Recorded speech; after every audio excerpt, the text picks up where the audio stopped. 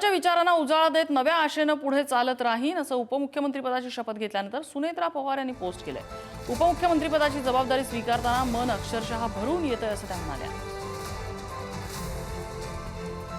सुनेत्रा पवार यांनी आज संध्याकाळी 5 वाजता उपमुख्यमंत्रीपदाची शपथ घेतली आणि त्यानंतर त्या त्वरित बारामतीकडे रवाना झाल्या। त्यांनी काय पोस्ट केले आपण बघूया। आदरणीय अजितदादांनी आयुष्यभर शेतकरी, कष्टकरी, महिला, युवक आणि वंचित घटकांसाठी जगण्याचा मंत्र दिला।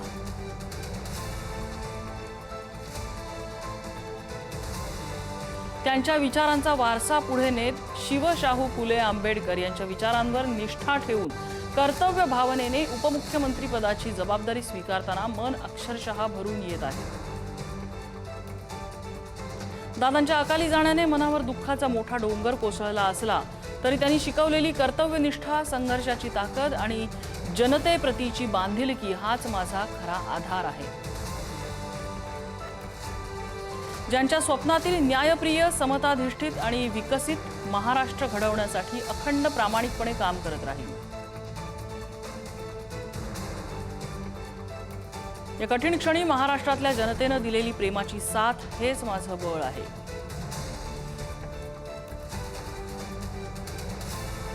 आपल्या विश्वासाच्या जोरावर दादांच्या विचारांना उजाळा देत नव्या आशेने पुढे चालत राहील।